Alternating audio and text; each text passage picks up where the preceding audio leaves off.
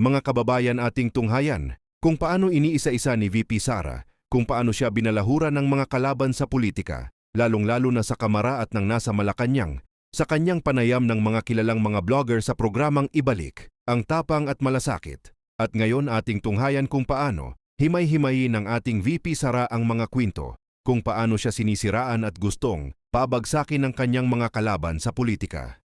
Sa pagkakataon, unahin ko pag-usapan natin yung confidential funds dahil doon na pinaiikot ng mga members ng House of Representatives yung kanilang impeachment sa akin. At meron kasing mga miyembro ng House of Representatives nagsasabi na tapos na sana ito kung sumagot lang siya sa amin noon. Tapos na sana ito kung nagsalita lang siya noon.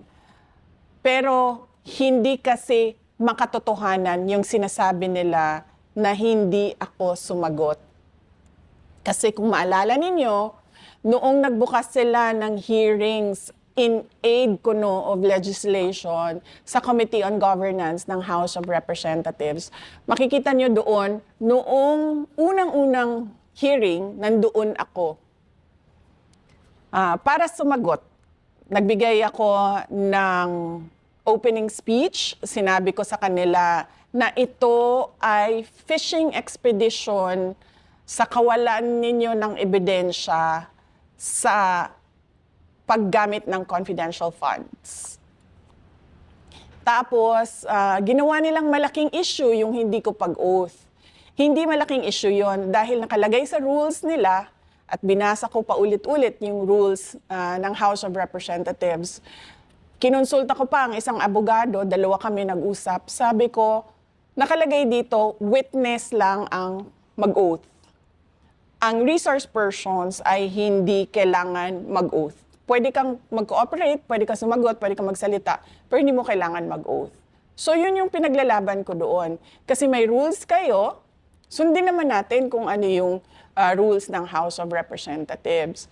Pero gusto talaga nila mag-oath ako, umupo ako doon, at kahit ni isang tanong, wala silang ibinigay sa akin.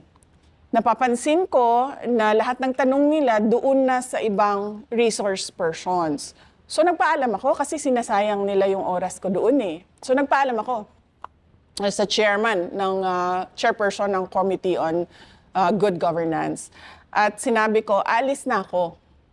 Maayos naman siyang nagsabi na, okay, sige, alis ka na. Ni-release niya ako, pinaalis niya ako, nagpaalam ako maayos. Kung yung pangalawa, kung maalala ninyo, pangalawang pagpunta ko doon, ay nandoon ako para umappear ulit sa kanilang hearing. At umupo ako doon at sinamahan ko yung mga Office of the Vice President personnel na nagdesisyon na pumunta sa hearings. Tapos, syempre, walang dumidepensa doon sa mga kasamahan ko sa OVP. Ang nangyayari kasi kapag ordinaryo ka na empleyado ng gobyerno o ordinaryo ka na mamamayan, hindi ka pwedeng magsalita doon na ikaw yung tama. Lagi yung congressman yung tama at hindi ka na pwede magsalita kapag sinabi nilang hindi ka na pwede magsalita. So sinabi ko sa kanila na walang dumidepensa sa Office of the Vice President. So hinamon nila ako. Sabi nila, o sige, pagsalitain ka namin kapag nag-oath ka. So nag-oath ako. Noong nag-oath ako, pinaupo nila ako balik, tapos wala na naman silang tanong. Kahit isang tanong. Noong nag-collapse na yung isang kasamahan namin, si Acosta, doon ako nagpaalam ulit. Sabi ko, alis na ako. Kasi kailangan ko puntahan sa hospital yung kasama ko. Pumayag naman sila na umalis ako, na wala silang kahit isang tanong. Ang totoo niyan, wala silang maitanong sa akin kasi hindi handa yung script nila sa mga tanong. Kung makikita nyo sa mga hearings nila, may binabasa yan sila na script. At yung script na yon, gawa yon ng abogado. Kasi nga, isa siyang fishing expedition for evidence. Naghahanap sila ng kung ano yung pwede nilang gawing ebidensya. Kaya sila nagbabasa. Kapag wala doon, hindi nila masabi. Kasi lahat yan, nakikita nyo, binabasa lang nila. Base sa kung ano yung sinabi ng abogado na itanong ninyo. Kasi ito yung kailangan namin na ebidensya. Na ito din yung sinasabi ko lagi sa lahat ng abogado. Hindi ka pwedeng magbukas ng in aid of legislation, tapos gagamitin mo yung kapangyarihan ng committee na yon para ka kumuha ng ebidensya at sasabihin mo, ay, ito yung kamalian. Nakikita na namin. Hindi pwede yun. So, yun yung sinasabi ko na, na hindi totoo, na hindi ako pumunta, hindi ako sumagot, nandun ako 2 beses, wala ni isang tanong sa akin. Kasi, hindi sila handa na magtanong sa akin. Wala ako sa script na binabasa nila. Pangalawa, kahit pa man na alam ko na fishing expedition yon ng ebidensya, nandun pa rin ako. Umupo pa rin ako, nagpakita pa rin ako sa kanila para makita ng taong bayan na pumunta ang Vice President. Pero kasi, mahaba yung timeline ng mga pangyayari para ko masabi sa inyo at para maipakita ko sa inyo kung paano nila dinevelop yung impeachment at yung mga sinasabi nilang ebidensya nila. So kung okay lang sa inyo, simulan ko siya sa May 11, 2023. Ito yung pinakaunang binanggit ng Makabayan Block ang confidential funds. Sabi nila, kapag daw ako ay naging NTF-LCAC Vice Chair, ay makakahawak daw ako or makakakontrol daw ako ng mas marami pang confidential funds. So, as early as May 11, 2023, nakikita nyo may script na sila. Bakit ba ayaw ako ng makabayan? So, explain ko lang sa inyo. Kasi sa trabaho ko doon sa Davao City bilang mayor noon, yung programa namin na Peace 911, yung programa na nagtapos sa insurhensiya doon sa Paquibato District ng Davao City, tinarget talaga namin yung mga party list groups na alam namin at may ebidensya siya na meron silang linked sa CPP, NPA, NDF. At ito yung Makabayan Block. Sasabihin man nilang red tagging yan, hindi totoo. May ebidensya na merong mga members, ang mga Makabayan Block, na galing sa kanila papunta sa NPA. Minsan nga, marami ang nagsasabi, yung mga dating rebelde, na-recruit sila galing doon sa Makabayan Block ng mga party list groups. So sumunod nun ay August 8, 2023. Sinabi na ni Franz Castro, sabi niya, OVP's 500 million in confidential funds should be realigned to PCG. So nung sinabi niya yon, napaisip ako, sabi ko, ang Makabayan Block, friendly sila sa administration. 'Di ba? Hindi naman sila Makabayan Block, wala sa kanila yung prinsipyo ngayon ng korupsyon ng administration eh. Hindi nila nilalabanan yon.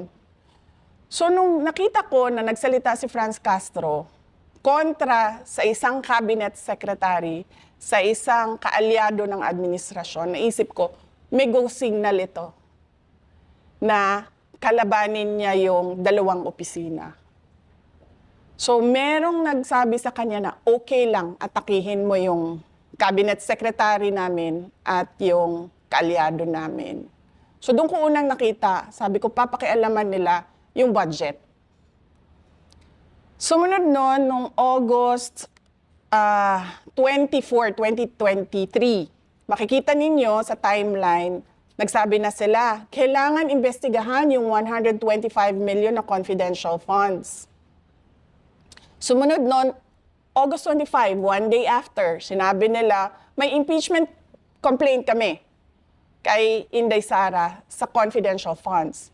Sumunod nun, August 26, 2023, sinabi ni Franz Castro, premature yung impeachment complaints. Kasi, babalik tayo, walang ebidensya ng pagkakamali. Walang ebidensya ng korupsyon.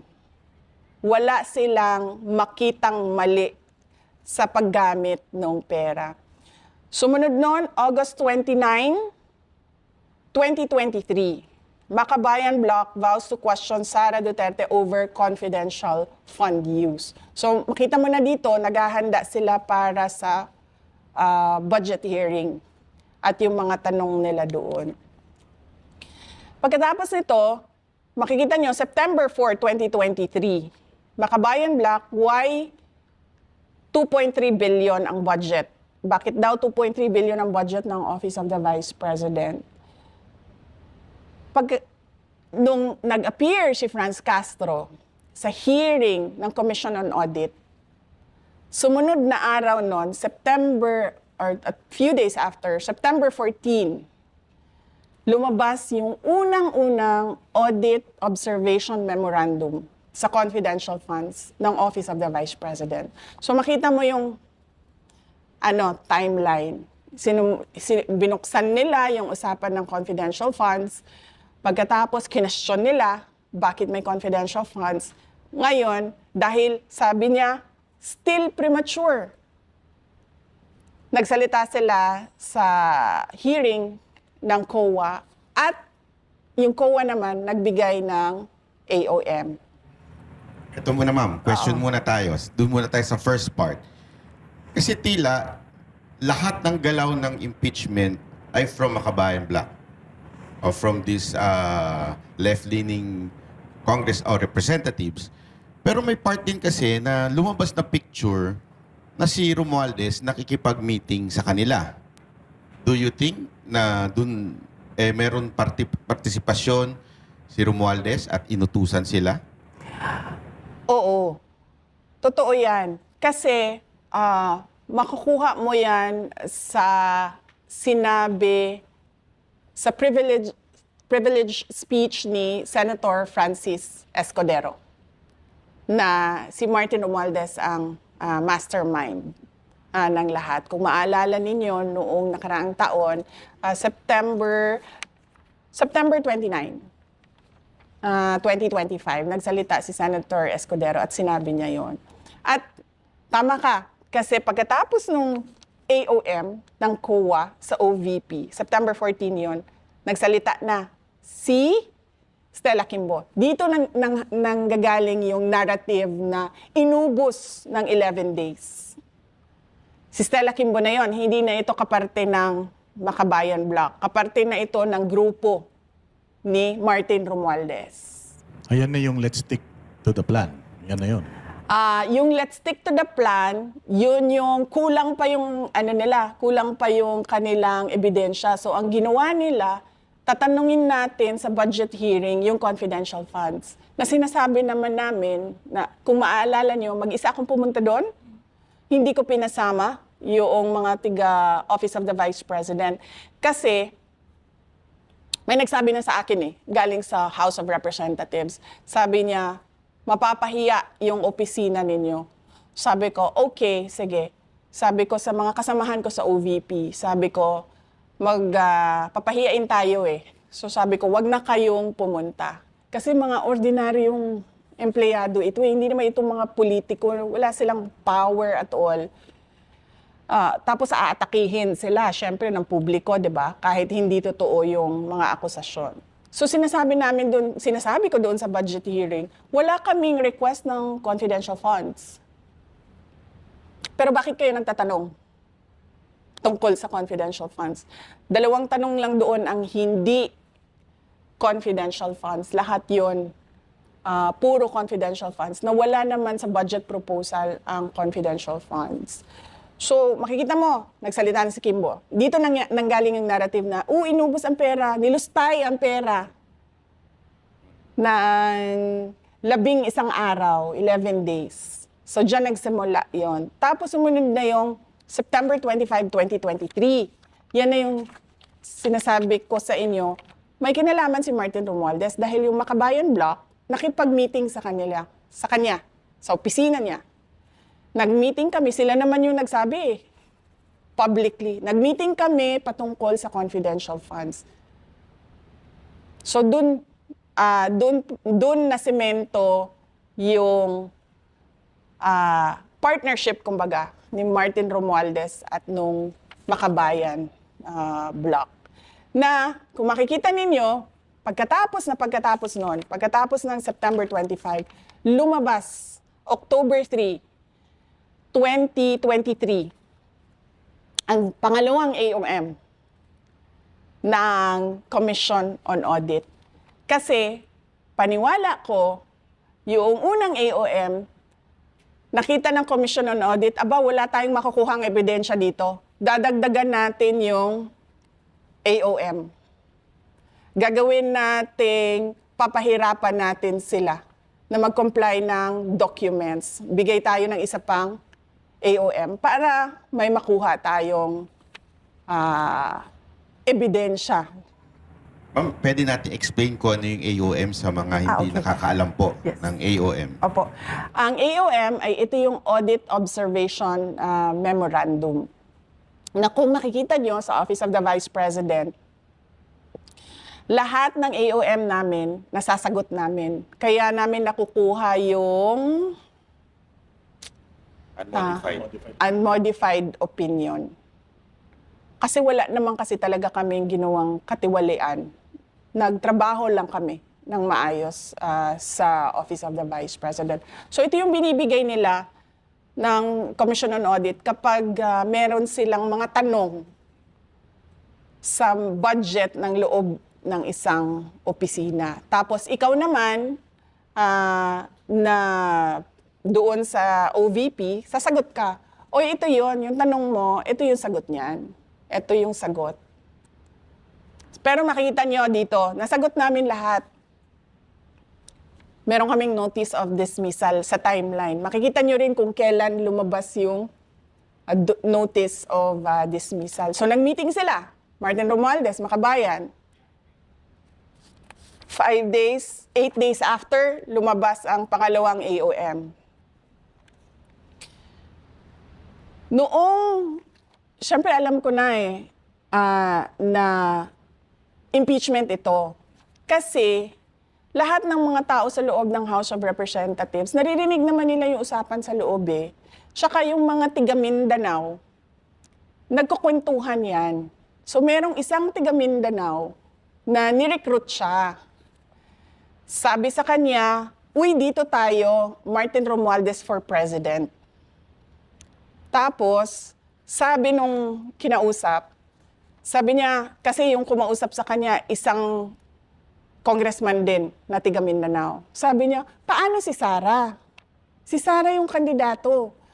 Tapos sabi niya, wala na yan si Sara. Sabi niya, i-impeach nila yan. So doon ko unang na-confirm. Itong ginagawa lahat, makikita mo sa pronouncements ng Makabayan, impeachment. Sa kanila nang galing una yun. Tapos confirm ko sa recruitment nila sa Martin Romualdez for President doon sa Mindanao. Anong year to? 2023. So, isang taon pa lang after yung manalo. Kasi kung makita nyo sa mga sumusunod na budget, nandun yung AKAP, AIX, tupad na pinamimigay nila sa bagong Pilipinas caravan nila. Kasi iniisip siguro nila, yun yung paraan kung ito yung vehicle, kumbaga, sasakyan niya papunta sa presidency, yung pamimigay ng pera kung saan-saan. Na hanggang ngayon, by the way, walang tumingin kung totoo nga ba yung mga recipients doon sa AIX at sa tupad at sa AKAP na nilabas na pera ng gobyerno. So parang sinasabi niyo po pala yung nauna yung idea na impeachment bago maghanap tayo ng ebidensya. Yes. So hindi yung, di ba, pag may kaso ka, titingnan muna kung anong nangyari, tsaka kakasuhan. Dito, nauna yung impeach natin, hanap tayo ngayon ng ebidensya. Ganun yung makikita mo sa timeline nila, sa lahat ng mga sinabi nila. Makikita mo siya. Nilatag kasi namin lahat eh. Paano ba ito nagsimula? Saan ba ito nagsimula? So, makikita mo doon, lalong-lalo na sa word na still premature. Pero itong People's Initiative na lumutang din noon, kakambal nitong pagbibigay nila ng mga ayuda. Oo, kasi kung maalala ninyo, nasa kabinete pa ako noon. So, ang gusto talaga nila is Martin Romualdez for president para susunod siya kay BBM. Nasa kabinete pa ako noon. So, hindi nila ako maatake ng diretsahan. Ang ginawa nila, nag-People's Initiative sila. Kasi ito daw yung charter change na sinasabi. Ang gusto nila doon, baguhin ang botohan ng Senate at ng House para mas madali maka-amenda ng Constitution. Kaso sumabog ito, di ba? Kasi naggalit yung mga tao. Pinapapirma sila, tapos binabayaran yung pirma. Tapos minsan naman, pinapapirma sila, tapos sinasabi na, uy, ibibigay sa'yo AX tupad. Tapos hindi binigay sa mga tao. Kaya sumabog yung People's Initiative nila, namatay siya. At meron akong confirmation na alam ni BBM yung charter change. So kung makikita ninyo, dito sa timeline, nandun na tayo sa AOM, October 3. Noong November, kung maalala ninyo, November 2023, paalis siya papuntang United States para sa APEC. Bago siya umalis, one day before, tinawagan ko si Senator Amy Marcos. Sabi ko sa kanya, samahan mo naman ako kasi kailangan ko kausapin si BBM. Kailangan ko isama si Senator Amy dahil hindi ko kaibigan si BBM. Katrabaho ko lang siya. Presidente lang siya para sa akin. Si Senator Amy, maayos kausap na tao. So, tsaka kapatid niya. So, nandun kami. Kinonfront ako diretso si BBM. Sabi ko sa kanya, bakit merong pagpaplano ng impeachment sa House of Representatives sa akin? Tapos sabi niya, alam niyo si BBM, nag-English yan eh. Sabi niya, that's not true. Ganyan. That's not true, there's nothing like that. Ganyan siya. Tapos, natigil yung denial niya kasi sa sobrang daldal niya, lumabas sa bibig niya na ang prioridad daw is charter change. So, nung narinig ni Senator Amy yung charter change, nag-react siya. Sabi niya, sa dami-dami ng problema ng ating bansa, bakit naging charter change na ang prioridad? Tapos sabi niya, no, this will be for the country because it's all about the economic provisions, ganyan. So sabi ni Senator Amy sa kanya na parang tipong, hindi yan economic provisions eh. Kasi pag binuksan mo yung amendments ng Constitution, bubuksan mo lahat yun. Hindi mo pwedeng sabihin na, ay, ito lang, economic provisions lang. Kasama na doon yung political. Doon kasi unang diniscuss na tatanggalin ang opisina ng Vice President at papahabain yung terms ng members of the House of Representatives. So more than 3 years na yung isang termino. So doon yun, na-confirm ko na alam ni BBM yung ginagawa, bilihan ng signature sa People's Initiative. Doon sa discussion namin kasama si Senator Amy Marcos. November of 2023 yun. Kung makikita nyo sa pag-alis niya, nandoon ako, bago siya umakyat sa hagdanan, lumapit siya sa akin. May binulong siya sa akin. Alam niyo si BBM kasi mahilig magmumble, yung ganon, na hindi mo siya maiintindihan. Meron lang siyang clear words, iilan, at yun lang yung ma-pick up mo sa sinabi niya. Nung lumapit siya sa akin, nasa hagdanan na siya, sinabi niya sa akin, don't worry, I'll take care of you. So parang nagulat ako. na parang nagsinungaling ka kagabi na hindi mo alam ang impeachment. Kasi bakit ka naman magsasabi ng I'll take care of you? 'Di ba? Ang tagal namin nagsama sa kampanya, halos mamatay-matay na kami sa init, sa dehydration, sa pagod. Hindi man nagsabi yan ng I'll take care of you? Tapos bigla, meron akong kinumpronta sa'yo na usapang impeachment sa House of Representatives, ibubulong mo sa akin bago ka umalis, I'll take care of you. Why do you need to take care of me? You know something. 'Di ba? Huling-huli kasi mga lalaki sa mga ano eh. Oo nga. Sa mga pambobola eh. Sa kanya po kayo tumingin. Hindi, ah. Pero I'll take care of you. Sinabi niya yun. So, anong dating sa'yo nun? Nung sinabi niya yun? Kung ikino-connect mo ito na meron siyang alam. Kasi never siya nagsabi sa akin na I'll take care of you. Never. Simula nung nagkita kami, pinakaunang pagkikita namin, na para mag-discuss ng pagtakbo namin, ng unity team, doon sa kampanya, wala, yan siya sinabi. Hanggang, ano na yon, November 2023 na yon, first time mo magsasabi na I'll take care of you after kita kinonfront na pinagpaplanuhan yung impeachment ko dyan sa loob ng House of Representatives. So do you think na si Romualdez na nagpaplano, then here comes Marcos, sasabihin niya, akong bahala sa'yo, huwag kang mag-alala, or I will take care of you. Or kasama siya doon sa plano ng impeachment. Kasama siya doon. Kasi, bakit mo naman i-deny tapos sasabihin mo, I'll take care of you? Hindi niya siguro kasi naisip na mahuhuli yung pagsisinungaling niya by his words the next day. I'll take care of you. Don't worry, I'll take care of you. Why should I be worried? 'Di ba? So, ibig sabihin, yung worry na nire-refer niya, yan yung binuksan ko na konfrontasyon. Bakit may impeachment? So, ang dating, parang dahil nabisto mo na, huwag ka mag-alala, relax ka lang. Parang ganun ba yung dating sa'yo? Oo.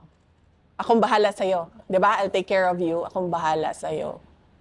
O siya nga talaga bahala kasi siya naman direktor ng lahat ng mga bagay na ito. So, tutuloy ko yung timeline. Malayo pa tayo sa ilang pages pa ito. So, ayun. So, December. Di ba maalala nyo, December, tinanggal yung budget ng Office of the Vice President. Wala na kaming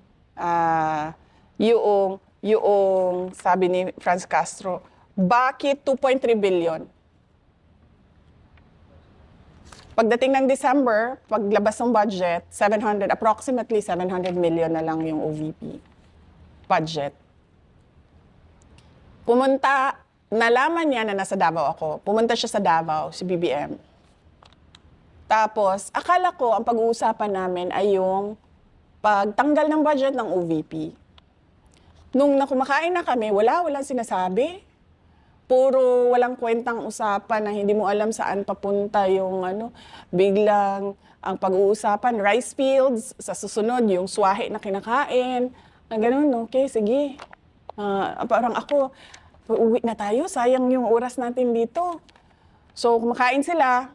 Tapos, yung palabas na kami sa restaurant doon sa Davao City, eto na naman siya, yung kanyang pagbubulong na mumbling niya, na hindi mo alam kung takot ba itong magsalita, ayaw niyang magsalita, hindi siya makapagsalita, natatakot siyang mahuli siya sa pagsisinungaling niya, ganun siya. Tapos sabi niya, ang nakuha ko lang sa sinabi niya, mag-ingat ka, tuturuan ka namin. So ito na naman tayo, mag-ingat ka. Bakit ako mag-iingat? Yung tuturuan ka namin, yun ang hindi ko maintindihan talaga hanggang ngayon. Tuturuan ka namin ng leksyon? Kasi ganun yun eh. Tuturuan kayo, ma'am, na kung ano yung isasagot, tapos ikakapahamak nyo. O baka tuturuan kayo ng mga bagay na ginagawa nila na hindi nyo ginagawa. Hindi, ma'am, pero na-observe ko doon sa sinabi nyo kanina, si Franz Castro na naman. ang nagkomento doon sa budget nyo na bilyon. Tapos biglang bumaba. So parang nasusunod ba sa administrasyon na to itong mga makakaliwa, itong mga kakampi ng CPP, NPA, NDF?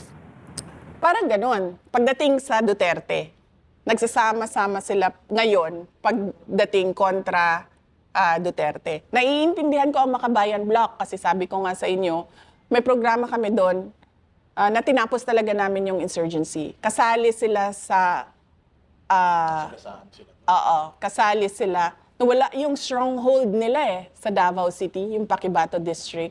Kasali sila doon sa mga sinurveillance, inimbestigahan, tiningnan kung saan sila pumapasok na mga lugar sa Davao City, ano yung sinasabi nila sa mga tao, ano yung parang pag-poison ng utak ng mga tao. Ganun yung naiintindihan ko ang Makabayan Block.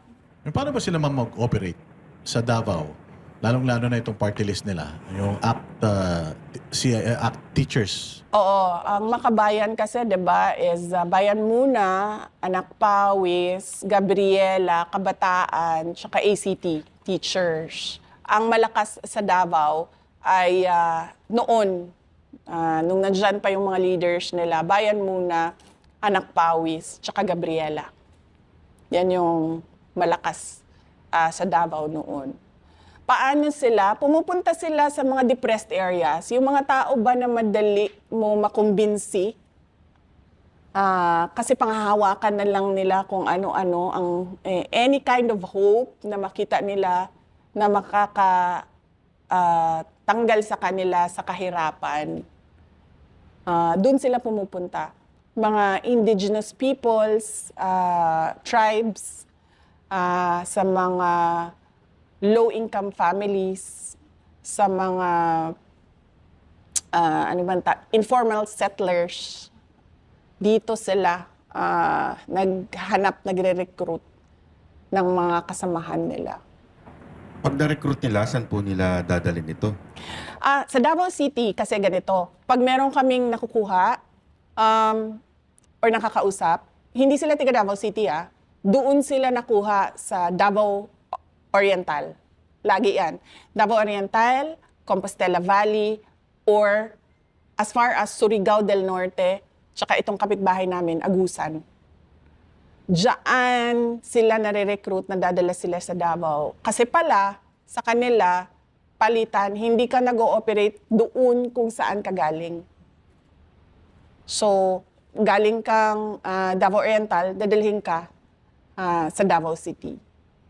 So, ganun ito yung sa mga armadong grupo nila sa NPA. So, ang nagre-recruit before sa inyo, itong mga party list, tapos isasali nila dito sa teroristang grupo na NPA.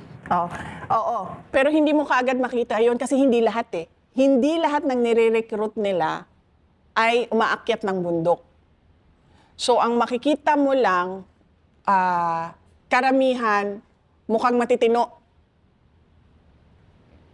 Kasi hindi sila kasama ng NPA. Yung legitimate na mga advocacies nila, pro-women, yung mga ganon sila, kunwari Gabriela.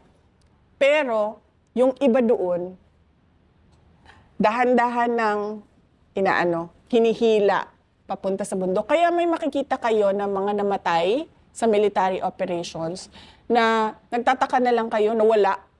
Sumali ng Kabataan Party List, sumali ng Gabriela, na wala. Tapos nakita na lang patay na sa military operations. Kasi yun yung mga ni-recruit galing doon sa, kumbaga, tinatawag nilang legitimate organization namin.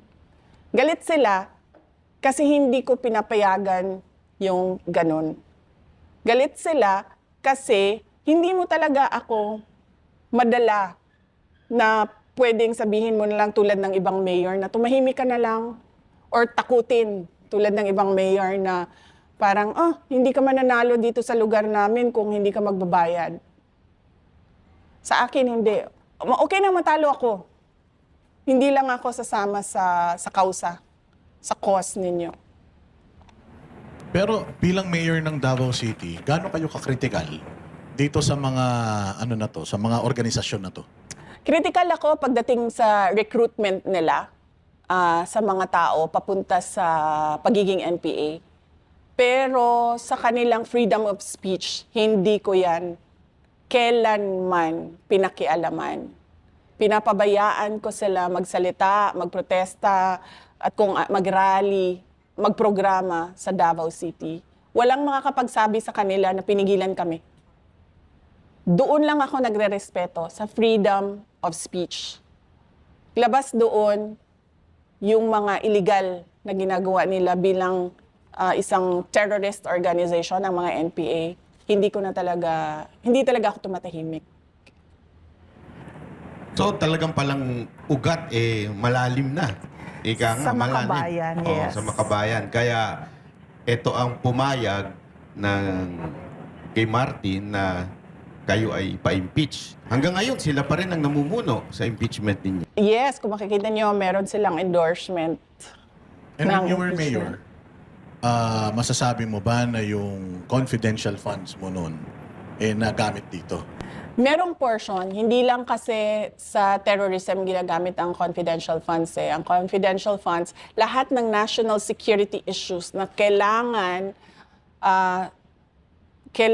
ayusin ng gobyerno ay ginagamitan ng confidential funds. So ang terrorism, isa lang yon. Ang insurgency, isa lang yon. Sa kadami-dami ng national security issues. And how important na hindi lumabas into open yung kung paano ginagamit yung mga confidential funds na yan? Unang-una may batas. Yan yung sinasabi namin noon din sa kanila. Hindi natin pwede pag-usapan kasi may batas. Kaya nga confidential ang tawag dyan . Confidential yan, hindi dahil may anomalya dyan or merong hocus-pocus dyan. Confidential yan kasi pinoprotektahan niya yung buhay ng mga tao na nandoon sa organization, intelligence operations. Buhay ang pinoprotektahan dyan. So hindi ito limited, hindi ito limited VP sa anti-insurgency lang. Hindi. Kasama dito pati peace and order. Yes, oo. Broad kasi ang peace and order, 'di ba? Pero lahat ng components at problems sa issues sa peace and order kasama 'yon. Sa local, nadidiscuss nyo yan sa City Peace and Order Council. Pagdating naman sa region, nadidiscuss yan sa Regional Regional Peace and Order Council sa ARPOC. So madami yan. Madaming issues dyan na tinatakel ang syudad at ang region. Balikan po natin yung AOM, yung pangalawang AOM. After po nun, ano po ang nangyari? At sa tingin nyo ba, ginamit ang COA against you? Ginamit ng House of Representatives. Makikita mo sa timeline, di ba? Every time nagsasalita sila, lumalabas yung AOM. Meron silang gagawin, nag-meeting with Martin Romualdez, lumabas yung pangalawang AOM. So, ginamit siya ng House of Representatives. So kailan lumabas VP yung NDA? Yung notice, yes, yung notice of disallowance, okay, so, dun tayo sa nagsabi siya na ano ba sinabi niya? Hindi, yung isa, yung pangalawa na, yung pumunta siyang Davao. Oo, mag-ingat ka. Tuturuan ka namin. Yun lang yung nakuha ko sa mumbling niya. Mahilig kasi siyang, makikita niyo sa footage mahilig yan lumapit sa akin at gumaganon, bumubulong. Baka naman di pumambling yung baka ngumumuya lang siya. Actually, pareha sila, no? Kahit yung asawa niya mahilig din magbulong-bulong, Napapansin mo pag, hindi ba? Pero itong dinner nyo na yan or yung inyong nung lumabas kayo, may mga pictures ba kayo dyan o proof na nagkita talaga kayo? Malamang meron yung mga pictures. Wala kasing media doon kaya walang public na photos. Pero maraming photos na galing sa mga private individuals na nandun sa restaurant. Kasi hindi naman pinasara yung restaurant Maraming tao doon. Pero natatandaan niyo, VP, bakit siya nando doon sa Davao? Di ba usually ang presidente, pag pupunta siya sa mga lugar, meron silang inaatinan na something. Alam mo, hindi ko talaga alam, sa totoo lang. Hindi ko alam kung bakit siya lumipad doon sa Davao. Ang akala ko, ay meron siya pupuntahan, pero ang sinabi, eto, sasabihin ko sa inyo pag personal knowledge ko, pag hindi ko, pag chismis lang. Okay? Ang narinig ko, natulog siya sa bahay ni Anton Lagdameo that night. At ang narinig ko, may away sila ni asawa niya, ni Lisa. Ito yung time na wala ata si Lisa, pumunta siya abroad. Ito chismis na lang ha. Hindi ko alam kung totoo na may away sila, hindi ko alam kung totoo saan siya natulog. Okay. Na outside of Colombo pala si si PBM. Kasi nakapagtaka lang, ano, di ba? Usually nga, pag pupunta ka sa isang lugar, Announce yan. announce at saka merong event. Pero ito, unannounced, tapos wala namang formal na, parang, yun nga, formal na dinner, parang niyaya lang po kayo, hindi ba? Oo, dinner lang yun. Wala po Dito siya kayong nagmambol. wala po kayong pinag-usapan except yung bulong. Doon sa dinner, wala. Doon sa dinner, hindi kasi na ako nakikinig kay BBM kasi hindi ko, basta alam ko lang pinag-usapan yung shrimps, pinag-usapan yung rice field, yun ang maalala ko. Meron pa kasi ibang tao doon sa table eh. Hindi lang kaming dalawa eh. Oo, so meron pang mga ibang tao doon. So, okay, so ano yun? Pagkatapos yun na tinanggal yung budget ng Office of the Vice President. Tapos, from January to July of 2024, makikita nyo merong mga spurts of impeachment na usapan. Dito yung 11 days nilustay. 11 days nilustay ni Inday Sara, ganon. Inday Lustay. Kaya dito yon, paulit-ulit yon. Ito yung height ng media attack nila. PR attack nila. Tapos, July 19, 2024, nag-resign ako sa DepEd, kung maalala ninyo. Kasi, sinabi ko naman na, pinakialaman nila yung budget ng Department of Education, ng House of Representatives. Hanggang ngayon, di pa nasasagot yon. Kung maalala nyo, sinabi ko, chinap-chap nyo, pinaghati-hatian nyo, inattach nyo yung listahan ng mga pangalan ng mga congressman sa GAB. Hanggang ngayon, walang sumasagot doon na. Tapos, yung bang kawalan ni BBM ng sinseridad sa kung ano ba talaga ang solusyon sa problema ng bansa at yung mga promises niya na hindi niya tinupad tulad nung 20 pesos ang bigas na sinasabi ko, nung sinabi niya yon, alam niyang nagsisinungaling siya. Kasi alam natin lahat na hindi pwedeng ibaba ng 20 pesos ang bigas. Kahit sinong rice farmer, middleman, sinong may-ari ng ektaryang palayano, di mo kaya. Ma'am, nabanggit niyo yung pinirmahan para sa mga congressman. Ito yung parang allocation nila para sa DEP. So, ibig sabihin, hindi lang pala sa DPWH, hindi lang pala kung saan-saan, pati sa DepEd, pinakikialaman nila yung pera. Yung school building program, yes. Na sinasabi ko lagi, hindi pwedeng kunin ng House of Representatives ang budget ng school building program kasi ikaw na congressman ka, ang prioridad mo, dahil politiko ka, ay boto. Diba? So ilalagay mo yung paaralan na yan, yung classroom na yan, kung saan ka makakakuha ng advantage sa boto. Sinasabi ko sa kanila, hindi pwede yun. Bigay nyo yan sa Department of Education, doon sa regional directors, doon sa superintendents, doon sa mga principal.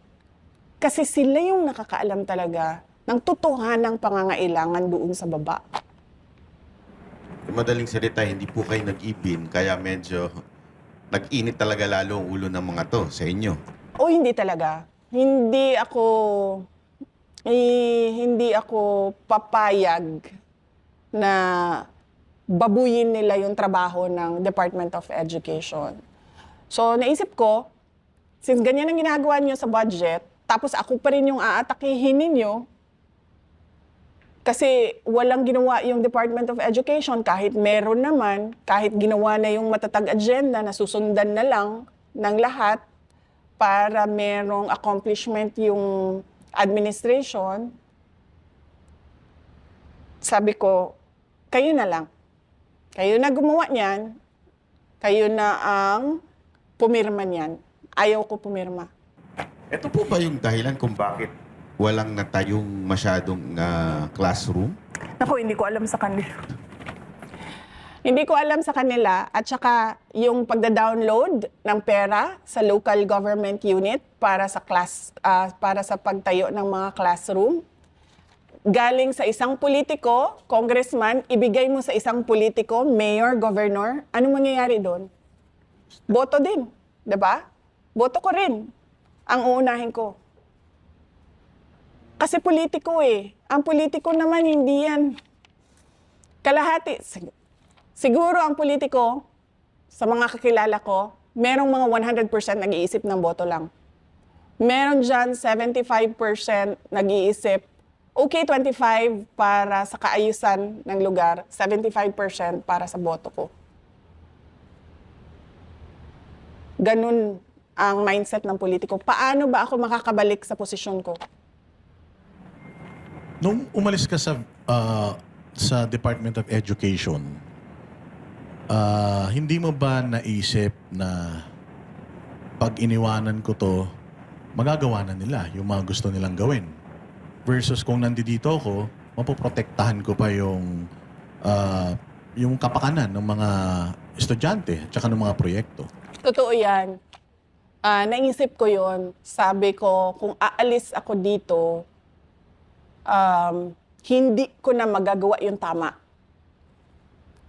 Ang problema kasi, the previous year, 2023, doon nila inattach yung, yung listahan ba nila ng paano nila pinaghati-hatian yung school building program. Sinubukan namin na ayusin siya sa Senate. Hindi nangyari. Nagtulak kami ng natulak na ayusin siya, ibalik niyo sa DepEd, trabaho ng DepEd yan sa BICAM. Hindi nangyari. Kasi nga sabi ko, pagdating sa BICAM, wala naman tao dun eh. Si Martin Romualdez at si Zaldico lang yun. So, ito na naman, alam kong mali. Noong 2023, hindi pwede yan. Nagsabi na ako sa USEC ko. Sabi ko, hindi pwede yan. Sabi niya, kung ma-hostage yung budget, sabi niya, lahat ng projects, madidelay. So sabi ko, okay, sige. Pagdating ng July 2024, hindi na ako pumayag. Ayoko na pumirma ng mali. Kasi ganun na naman, tinanong ko sabi ko, ganun ba yung gagawin last year, gagawin din ngayon? Sabi, oo daw. Ay, hindi na, wag na. Kasi, pipirma ka doon, alam mong mali Ayoko. Ang ko lang doon, ang dilemma ko lang doon is, alam kong itutuloy yung impeachment kung aalis ako. Kasi ang naghahawak lang ng pagtigil ng impeachment noon ay yung posisyon ko sa cabinet, yung pagiging cabinet secretary ko. Tumitira sila, pero hindi nila magawang ituloy yun. Kasi nakaupo, parang tanga naman kasi, di ba? Kung ang president ka, inaatake yung DepEd secretary mo, tapos biglang may impeachment sa DepEd secretary mo. So, hindi mangyayari na merong impeachment. Alam ko na matutuloy siya pag alis ko sa Department of Education. Kaya, at peace ako nung dumating yung mga impeachment. Kasi, napagdesisyonan ko na yun Sabi ko, alis ako dito, matutuloy yung impeachment. Okay, sige. Mas gugustuhin ko pa na ipaglaban ko yung impeachment kesa pumirma ako ng mali. So yun yung July 19 yon, 2024. Tapos kung makikita nyo, August 27, 2024, lumabas ang disallowance ng Commission on Audit. AOM, nasa pa ako noon? Admin.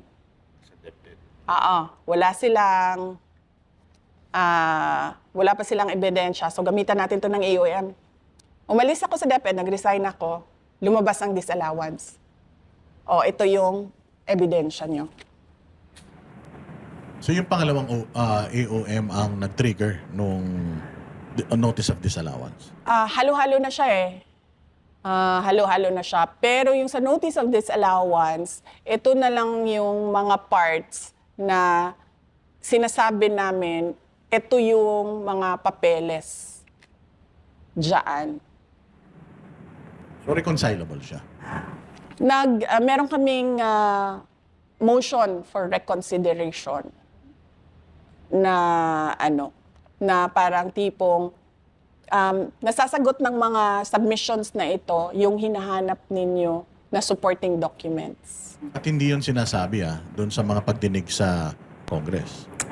Siyempre hindi kasi hindi sasabihin yun ng House of Representatives. Even nga yung credit notice ng Department of Education sa confidential funds, malinis na naayos yung submissions. Hindi nila binabanggit yan. Siyempre, ang kasi ng House of Representatives ngayon, sirain yung pangalan. Swerte na tayo kung ma-impeach siya. Dalawa yan eh. Sirain ang pangalan, i-impeach siya. So kung hindi man natin makuha yung impeachment, at least sirang-sira na yung pangalan niya. Pero linawin lang natin, Boss Dada, yung notice of disallowance hindi ibig sabihin guilty sa paglustay o korupsyon. Ito'y sinasabi lang may mga kulang na dokumento na which is naibigay naman din po. Tama po ba ang aking intindi? Yes, opo. May submissions talaga kami. So after doon, pero yung part na nagsubmit na kayo, wala nang nilabas ang Congress, ang House. Pagkatapos ng disallowance, wala nang sumunod. Pero meron kaming expectations na merong susunod. Kasi hindi naman sila titigil eh. Inaantay ko nga sila na tumigil na ba? Kasi paulit-ulit na ako nagsabi, hindi ako yung problema ng bayan. Ang problema ng bayan, korupsyon, kahirapan, kriminalidad, illegal na droga. Madami pang iba, kagutuman. Pero kayo po ang problema ni Martin. Ako ang problema ng makabayan, ng administrasyon ni BBM, ng asawa ni BBM mismo, ng anak ni BBM. Yan yung sinasabi ng taong bayan ngayon, 'di ba? Bakit tayo nakatutok sa paghabol kay Inday Sara? Ito ang listahan ng problema ng bayan. Hindi po ba nakabag si BBM nung bumulong na I'll take care of you narinig nung asawa? Pwede Oo. Di ba? Kasi yung sumunod na, iba na tuturuan na siya kung paano magsinungaling. Oo. Hindi. Tuturuan lang siya. Tuturuan ka namin. Hindi ko alam kung anong ituturo at sino si namin. Sino sila. Hindi ko naintindihan yun na part. Pero naintindihan ko yung mag-ingat ka. Kasi pag sinabihan ka ng tao na mag-ingat ka, hindi yung ingat, bye-bye, ingat, hindi ganun eh. Mag-ingat ka. So pag sinabing ganun, ibig sabihin, may alam siya. Ba't hindi mo pinaulit sa kanya yung hindi mo naintindihan? Ay, hindi ba? Pag may sinabi sa'yo, hindi mo naintindihan, ano yun? Hindi mo ba? O Hindi ko siya ginanon. Hindi ko siya, ano yun? Hindi. Nakikinig lang ako sa bulong niya. Kung makikita niyo yan sa footage, nakikinig lang ako sa bulong niya. Hindi ko nga alam bakit nagbubulong eh. May timeline nga yun eh. Yung una, di ba, take care? Oo. O, tapos, na-outside ako lang po siya. Kaya sila nag-meeting ni ma'am sa, kumain sa Davao. Tapos doon na siya, mag-ingat ka. Tuturuan kami. Mag-ingat siya sa asawa. Ano pa yung ibang mga instances na binubulungan kanya na hindi mo naiintindihan? Yung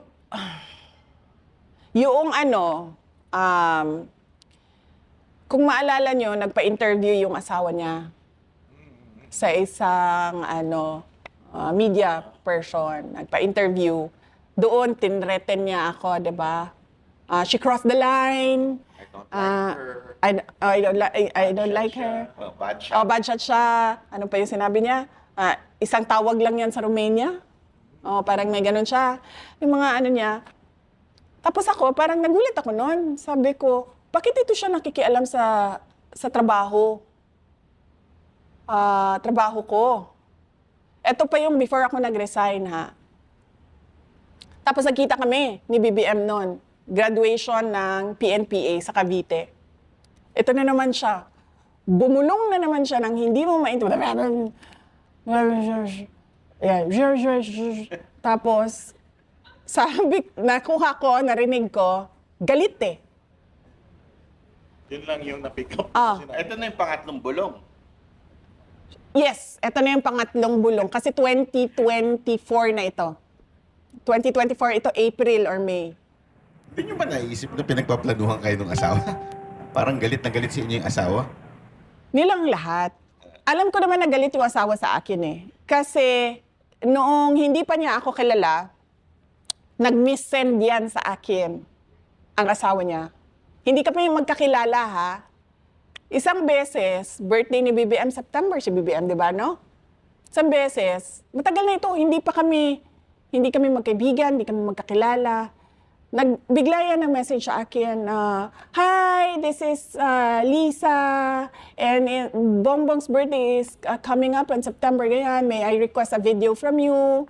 It would really cheer him up, ganyan. Sabi ko, naisip ko pa, okay, sige, BBM, Marcos, o sige, napadala ako ng happy birthday message. September yon. Come mga January, siguro nandun na yung pangalan ko sa, mga January, siguro 2021. Kung tama ako ha, January 21, nandun na siguro yung number ko. Siguro, madaling araw eh, 2:00 ng madaling araw. Tapos, biglang feel na feel. Tapos merong link siya na pinadala sa YouTube. So binasak ko. Sabi ko, 2:00 ng madaling araw, Lisa Marcos, feel na feel. Tapos may YouTube link. So sabi ko, nahack ba ito? O lasing ba ito? Tapos naisip ko, baka lasing to kasi 2:00 ng madaling araw eh. Diba? So, inopen ko. Pag-open ko nung link, speech ko. Nagsispeech ako sa Tapang at Malasakit. Nung taon na nanalo si PRD, tapos binuo namin yung Tapang at Malasakit. Speech ko yon doon sa BGC, sa Marquee Events Hall. Tapos, hindi ko siya sinagot. Kasi alam kong miss-send siya. Di ba? Kasi hindi naman tayo magkaibigan eh. Hindi tayo magkakilala. Tapos sasabihin mo, feel na feel. Tapos link. Sabi ko, itong na ito, so hindi ko na pinansin. Tapos mga 1-2 days after, chinek ko yung kanyang message. Dinilit niya. 2. So sabi ko, tama nga. Ito? Miss-sent. Wala siguro sa tamang pag-iisip na. So, nakamisent. Oo. So, sabi ko, tama nga. So, skin-recap ko yun. Ganyan. Pinapakita ko yun sa mga kaibigan ko. Tingnan nyo, oh. May galit sa akin to. Ganyan. So, alam ko na yun.